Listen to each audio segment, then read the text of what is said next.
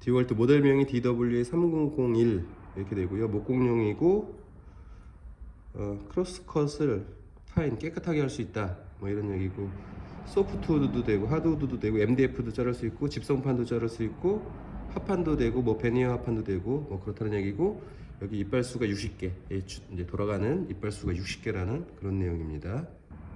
두 개를 보시면 좀 차이가 있습니다. 혹시 발견하실 수 있는지 모르겠는데, 일단 여기를 보시면 뒷면이죠. 여기가 앞면이에요. 지금 보시면 둘 다 앞면인데요. 지금 뭐가 큰 차이냐면 지금 날 방향이 다릅니다. 얘는 지금 이쪽으로 돼 있고요. 얘는 이쪽으로 돼 있어요.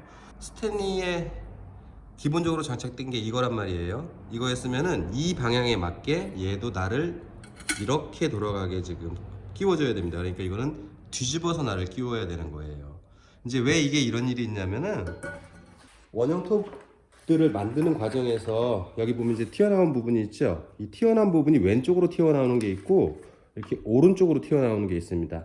아마 이 톱날은 오른쪽으로 튀어나오는 디월트에 맞도록, 그렇게 맞도록 이게 설계가 된 것 같아요. 그래서 이쪽에다 넣었을 때 잘 바깥면이 보이도록 이렇게 된 것 같고, 그래서 스탠리에 장착할 때는 이거를 반드시 뒤집어서, 이건 꼭 굉장히 주의해야 되는 상황입니다.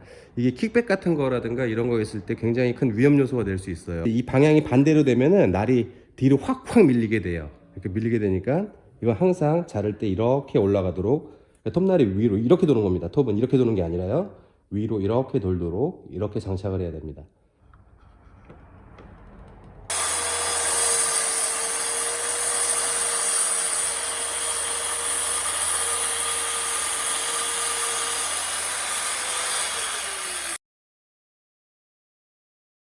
예, 보면 이런 부분 있죠. 가시가 아까 저쪽에서 많았던 부분이 거의 균일하게 깨끗하고요.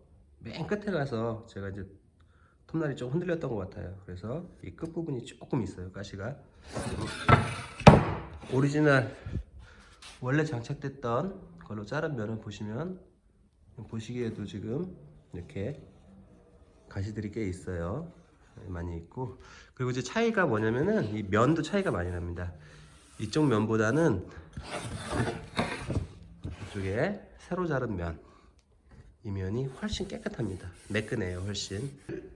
처음 목공을 하시는 분들한테는 이 두 날의 차이가 크게 느껴지시지 않으실 수도 있어요. 그런데 작업을 많이 하고 또 작업량이 많아지다 보면 이 크로스컷 면이 깨끗하게 나와야 목재들도 딱딱 잘 들어맞고 샌딩하기도 좀 편하고 그런 면들이 있습니다. 조금 이제 아쉬운 점이 하나 있다면, 저는 이 날이 조금 더 두꺼웠으면 하고 기대를 하고서 샀는데, 날 두께가 똑같은 거는 조금 아쉬웠어요. 날이 두꺼우면 원형톱으로 홈 같은 거를 팔 때 그래도 시간을 조금 줄일 수 있거든요.